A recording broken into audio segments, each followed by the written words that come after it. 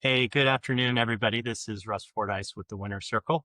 And today I'm here with Chris Sorensen from PhoneBurner. He is a Sammy Award winner on the technology side of the house. So if you remember on Sammy, we split it this year into technology kind of products, all the MarTech, sales tech products, and then all the creative stuff. So Chris and his team won for PhoneBurner. This is a personal interest to me, being in the telecom space for as long as Chris. So Chris, welcome. Give us a little bit of background about PhoneBurner and your 17-year vision for this product. Are you there yet? Yeah, I don't know. I wish I could see a 17-day vision with as fast as everything's changing. It's good to be with you, Russ. Hi, everybody. My name's Chris Sorensen, CEO of PhoneBurner. We try to be that piece of software that if you've got a quota, we want you to get it eliminated as soon as possible. And the way that we do that is by putting you in touch with people that you want to talk to and have those meaningful conversations and see if they've got a problem that you can solve. And we do that by getting people together on the phone. Yeah, it sounds so old school, but we were just talking a minute ago. I think people are really reverting kind of these more human approaches as AI kind of takes over. So I'm really interested to see where you're headed. You've always been an advocate for kind of, smart dialing, and I think a lot of your products kind of built around that about responsible dialing. As somebody who does marketing, I don't want to land in an inbox where I'm not welcome. So, walk us through a little bit about your responsible communications. What does that mean to your clients? Yeah, I think all of us are so familiar with those annoying calls that we get over and over and over again. They come up as scam, or when you say hello, there's a delay and you're not sure who's on the other side. We've never been about any of that. What we've wanted to do is really connect two people as soon as the party that you're calling says hello, and then help enable those people to have a really good conversation. And I think what we're seeing with our customers for sure is that when you respect those that you're calling, you're not trying to call them with 20 different lines all at the same time, but you're really trying to be there as soon as they pick up the phone. People respect that. And if you've got something that people may have a need for, good conversations can come as a result of that. So what we're trying to do with our responsible communications, everything that we're about at PhoneBurner is ensuring that we can get people connected. That's the number one thing people care about is high answer rates, and we're putting all of our investment, all of our efforts so that when you hit dial, we're going to give you a better than even shot at someone saying hello on the other side. Yeah, and it's crazy to think about, but we've been dealing with this not only in phones, but we've been dealing it in email. We're now seeing this proliferation of content on all the social platforms, and I feel like, we've got these tools now that kind of whack content or calls or emails in and out of our lives, and Yeah. they're not always accurate. And delivery of this stuff, I know, again, from a personal perspective, especially with email, delivery is getting to be really challenging. So it's got to be impossible for what you guys are doing, given all the tactics that people are employing. So how are you dealing with that? Yeah, there's a ton of different pieces of technology between when you hit dial on your phone and somebody receiving it on the other end. PhoneBurner, over half of our team, over half of our employees, all they do all day long is help make sure that those calls get answered. And so what we've done is we've put together a team of industry veterans, many of them with deep telecom roots, many of them working for the carriers, many of them working for some of those technologies that you talk about that may call your call scam or spam likely. So what we've tried to do is really put the best team on the field that really understand all the different ways and what it takes to get a phone call delivered so that when our customers call, it'll either show up with their 10-digit phone number, or if they'd like to, it will show up with the name of their business and really reduce the likelihood that their call comes up as scam. Or in some of the more severe cases, what we're seeing a lot of now is calls are being blocked in the middle of the network before they actually get to who they're intended for. And so it keeps us on our toes. There's a lot of different countermeasures that are out there. AI is certainly introducing a lot of different ways in which people are screening their calls. And so, it requires us to really try to stay on top of it so that we can really live out our mission, which is getting people connected and having meaningful conversations. Yeah, I think this is really driving a lot of tools that like yours, and there's a lot of email platforms that are the same way. We don't want these machine guns. We don't, as consumers, we don't want Yeah. marketers to have these machine guns that are delivering super targeted messages for almost no money. right? Because That's right. we will be inundated. There's got to be a happy medium, and that spam flag problem has got to be one of the biggest misconceptions in email, and I imagine in the phone world. Yeah, I mean, the spam issue is absolutely huge. I would say probably, it's Monday morning, 11:56 in Seattle. I bet our teams had 50 conversations already today with customers coming in, prospects coming in saying, "Hey, what do I do about the spam issue?" Right? It's such a huge issue that people are dealing with. There's 6,000 carriers in the United States that are registered with the FCC. And so your phone call as a business when you're trying to reach somebody on T-Mobile or Verizon or AT&T is going to traverse the network in a myriad of different ways. And if you're not working with somebody who understands that mapping and how that call traverses the network and what happens when it shows up on the other side, it gets really hard really fast to get those calls answered. Same thing with email, right? There's such sophistication now in terms of the filtering or putting things into the spam or to the junk box. You really have to stay on top of it. You got to understand the rules of the game. And at the end of the day, it's a really big relationship thing too. We work a lot with the terminating carriers, AT&T, Verizon, T-Mobile, so that we can, hopefully establish trust that the calls that we're putting on the network are calls that people want and they're important calls for people to get. Yeah, I imagine you guys are doing some interesting, analysis of the types of calls by sending ID or by the caller ID. Yeah. I know that a lot of the carriers do that on the email side, right? They're looking at domain names and email addresses to see who the spammers are, and they're looking at the types of conversations that those emails are having, right? So Google has a good view of our inbox, and they're looking at, oh, are people clicking on that email and reading it, or are they That's hitting right. junk? And so they got to be doing that on the phone side too. I remember in the day back in my day, we were routing calls to different carriers in country in a given Yeah. country based on what we called the best value routing, and that was Yeah. the longest call at the cheapest price. And so Yeah. you looked for that good quality at a cheap price. And I imagine it's the same that you're doing now of looking at these, that they look at these calls of like they're just hangups and voicemail, bop bop bop, whack them Yeah. out. Yeah, that's exactly right. And so to get on our platform, we have a pretty robust KYC process just to vet people because what we want to make sure is that we're not advocating on behalf of individuals that are maybe out there doing some bonehead things or placing calls that people really don't want. So we do a lot early on when we first onboard a customer. Make sure you're part of a legitimate business. Make sure that you're not making a scam type call. Make sure that you're who you say you are because we want to then turn around and advocate for you to ensure that when you're using our tier one carrier relationships, that we're only carrying the best traffic. And I think in the world of dialers, we are a dialer. In the world of dialers, the secret to really high answer rates, one of them is work with premier carriers. When I look at a lot of the dialers that we compete with, a lot of times the best carriers won't work with them because the dialing rules that they allow on their platform were so aggressive that the carrier's like, no way, I'm not going to carry that traffic. We work with tier one carriers, which means our calls originate on that network and go straight to T-Mobile or AT&T and Verizon, which then reduces the likelihood of those calls being blocked. And then when those networks see calls coming in from a really good carrier, they generally have collective trust behind them because they know that the vetting of those entities that have been put on that carrier are really high. So it's, a lot of people want to try to make extra money, improve their margins, and they do so by working with carriers that are less than par. We've decided and elected to, on behalf of our customers, to make even deeper investments to make sure that you have the best telephony routes you can ride. Yeah, and it's again, it's I think what you're doing is building authenticity, Yeah, and in the AI world, that's really hard. And it's getting harder. And this is that authentic. You're putting in real names, real phone numbers, that's right. real companies because this is a real call, and it's not Yeah, spam and it's not crap. But I get it. We're yeah. seeing the exact same thing in email. Um, and in AI, it's going to be an interesting ride. Is that kind of package? Is that what you guys are calling Armor Dial? Is that the brand of that? That's right. ARMOR is an acronym, Answer Rate Monitoring, Optimization, and Remediation.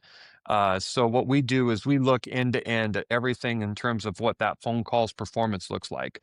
We look at SIP signaling data, which is the way that two telephone systems talk back and forth to each other. We look at what we're seeing the terminating carriers in terms of what they believe the reputation of that phone call is. We're looking at call duration, all sorts of different things so that we can, in turn, make sure that we're advocating, remediating on behalf of our customers if we think that there's an error, that their calls may be marked as spam. But also, if we're having a customer that may not, let's say, know how to behave the best way they should on the network, it gives us an opportunity to do some correction with them and train them in terms of what they need to do to increase the likelihood that their calls are going to get delivered by those that they're trying to reach. Yeah, again, I think as marketers, we're looking to improve that quality, not, decrease it. Yeah, This costs money. Somehow it costs us money. People that's always right. forget that, traffic to your website is not free. If you have a good call or you have a good email or a good ad or anything else, you could double the cost of your website overnight, Yeah, as that's exactly we've seen right. before. So you want to get it right, right? You want that Yeah, traffic. You want it to be good traffic because you want good traffic on your website, or calling your team back, or answering that's the right. phone calls. Yeah. And that's interesting, Russ, because communication is a two-way street. And what we look at is if our customers are making calls out, are we seeing any calls coming back into them? And generally, when we do see some calls coming back into them, it tells us a pretty good proxy for how wanted their calls are. If you make 10,000 phone calls out and you don't get a single one back in, that's telling me that what you're calling about or who you are as a caller is probably not resonating with the audience that you're reaching out to. But when we see some level of calls coming back in, it doesn't need to be a huge percentage, but certainly something that we can point to. And we look at the time in which the call is, the duration of that call. It really helps us make sure that we're working with those that have good calling practices. They have a message that people want to receive. Because all this stuff is not only important today in getting calls answered, but I think as we look to the future, it's going to be probably 2 or 3 years from now, but we're going to see likely, I think a lot of, AI assistants on phones that are going to be starting to screen calls. I mean, it's already happening today, but I'm talking, mass adoption of that, where these AI agents will be screening calls before you're even allowed through to talk to the human. And you better be prepared for that because that day is coming and it's coming fast. Google started a few years ago. Apple just released a feature on it. And I think there's only going to be acceleration for that because the carriers are going to get in the game too and put AI agents on the network, these agentic agents on the network that are going to screen the call on behalf of the caller. Yeah, and what's interesting is it all comes back around. It all comes Yeah. back around. This is such an interesting conversation because when I was involved in the kind of the VoIP, the VoIP revolution Yep. back in the .com era. It was with a wholesale carrier that really adopted the first kind of VoIP network, Yeah. production VoIP network. And there was a gentleman who was leading that effort who was pivotal to the adoption of all this technology by the name of Jeff Pulver. And Jeff's now involved in kind of the metadata around calls and making that open and transparent. And Hmm. so you're exactly right. If you plug AI into the metadata of calls, Yeah. we've got a whole different world of performance. And you're 100% right because you have the metadata about calls. And then on your iPhone, you have the text about the call coming up. You've got Yep. all the details to make any decision you want it. Yeah, that's it. That's exactly right. And I think some people now don't realize or have thought critically that some of that sophistication exists already.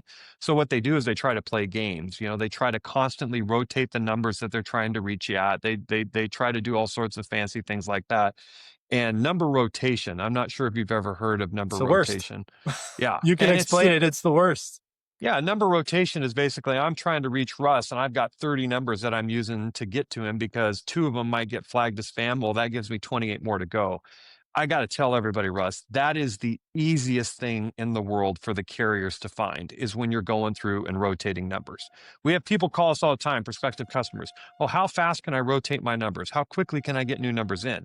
And what they don't realize is that that phone number that you use to call Russ, that's an asset of your business. And you're either growing the value of the asset of the business or you're declining that value of that asset of the business. And when you rotate numbers, the carriers are smart. What they're going to see here is this same looking number from this same type of carrier tried to call Russ 5 minutes ago. He declined it. Well, look, there's another one that looks just like that over here 15 minutes later. He's trying to call Russ, declined it. And so what happens is by the time you get to number 3 or number 4 in your fancy rotation strategy, they've got a fingerprint, a DNA basically template of who you are because of this number rotation you're doing, and you're the easiest one in the world to catch. So we got people that come to us for us. They're like, hey, I got a 50 basis point answer rate, less than half of 1%. First thing I asked him was, what are you doing? Well, we rotate our numbers. Oh, boom, right there. You are the easiest criminal to catch. You think you got a Groucho mask on and the carriers aren't going to be able to find you. It's easy. And these guys are spending hundreds of millions a year to try to catch that crap. So you're not going to out sophisticate them. And No. number rotation is a death trap. It's expensive. It burns your leads. Oh my gosh, does it burn your leads? And that gets really expensive. And it's just not the right way to do it, right? You Well, want and to, and the carriers don't want it. They don't want to carry that no, traffic because it's junk. They don't want to pay for it. They no, don't want to account for it. They know it's shady. no. This is the same thing email is doing, where you're getting these emails that are from a domain name that you've never heard of and Oh have yeah, no links, and they spray yeah, and pray over lots of different domain names. Domain yeah, names are the corollary here to your phone yeah, numbers. yeah, That's your goal as a business, is your yeah. domain name. Your phone number should be just as important. Russ, if there's a continuum between deceptive and integrity, which side do these things go on? All the domain warming, all the number rotations. Is that tons of integrity, or is that more deceptive? Right. And, I think it goes back to the golden rule, do unto others, right? Like, I want to know if legitimately you're trying to get a hold of me, do it from a number that you have that's got some history to it. Don't try 15 different numbers to reach me. And I think most of the general population agrees with that. Yeah. And so you're seeing this, I imagine your customers are coming to you literally every day going like, our answer rate is declining 10%, 20% monthly, whatever it is. Yeah. It's some huge number because we're seeing it in email. You've seen it everywhere. Yeah. Um, what are you telling them? What advice are you giving them to get those rates back up? What's the 5-step strategy, or 3, or Yeah, that's a great question. In no particular order. One is, where are you sourcing your leads? Right? The closer you are really to that person raising their hand saying they're interested, the better. And if you're buying leads that have been sold 4 or 5 times over, that's not good, right? That person has been just assaulted in terms of how many conversations people have attempted to have with them. So lead quality really matters. Number 2, don't rotate your numbers. The carriers don't like it. Consumers don't like it. Have a good set of numbers relative to, the different areas that you're trying to call into. Make sure that you work harder to improve the reputation of your number than to have some strategy to swap it out as quickly as you can. Like that's not good. Number 3, depending on the use case of the call, we encourage people to register their phone numbers. There may be some instances where you do not want to register your phone numbers with the big 3 carriers. So we tell people to obviously look at that. And then I think the 4th one that's, all within the control of the person making phone calls is, back to the golden rule. Treat others like you'd like to be treated. Don't try to call somebody 15 times in a day, 20 times in a week, especially if they're not picking up. There's probably a reason for it, right? And so abusive attempts, right? Trying to reach somebody too frequently when they haven't shown you that interest that they're going to pick up, take them off your list, right? Or maybe warm them up a couple weeks later. But I think between behavior, looking at where your leads are, potentially registering and not rotating numbers, I think you can give yourself a better than even chance at getting the double-digit answer rate. Now, in today's world, answer rates that exceed 10% are gold standard. We've got prospects that come to us on the daily that are less than 1% answer rate, less than 1%. And I think half the time, the people that are picking up are wrong numbers. And so it's a real issue out there. And, we've Armor, the program we talked about earlier, is designed to help people kind of nurse back to health their calling strategy. Because when you really think about it, there's 4 to 5 million people in the US alone that rely on the phone to make outbound calls for their living, right? They're sales development people, they're insurance agents, real estate agents, whatever it is that they do that way. There's 4 to 5 million people in this country alone that need the phone to work for them. And our hope is that, a lot of them will come over and have a conversation with us so that we can get them back on the right path to, retiring their quota, realizing their dreams and having great conversations on the phone. Yeah, and it's I think it's more important than ever having human relationships. That it's becoming too easy to have AI relationships. It's only going That's to get right. easier. Yeah, So that's we right. we have to we got to get out from desks, and we got to get eyeball to eyeball, as I say, and we got to get on the phone and talk to each other. It's too much already, I think. I know Yeah, that's no, grumpy you're right. grumpy old man talking. No, I don't think so. It's system overload, right? That you can have an infinite amount of AI conversations, but there's still a limited number of one-to-one good human conversations. And I think the value is really going to gravitate towards that. We just got to make sure that we don't kill ourselves or shoot ourselves in the foot first before we get there by being idiots and, really abusing people. Yeah, and the conversations we have, the human to human conversations that we have are at a premium. We Yeah. have a limited amount of time, and so they're becoming more of a premium. I think our attention is becoming more of a premium for those human to human conversations because of AI. AI is commoditized and will continue to commoditize those Yeah. conversations. And so Yeah. those real human to human contacts are more important, and we should be able to pay for those, Yeah. with tools and everything else to have them, which I Yeah. get. Um, and you're not talking about selling a pair of sneakers. You're talking about selling something more substantial, where That's right. that personal relationship matters. It's your house, it's your car, Yeah. it's the next server you're buying. I've been in That's right. lots of enterprise sales, and you don't do them over email to start. No.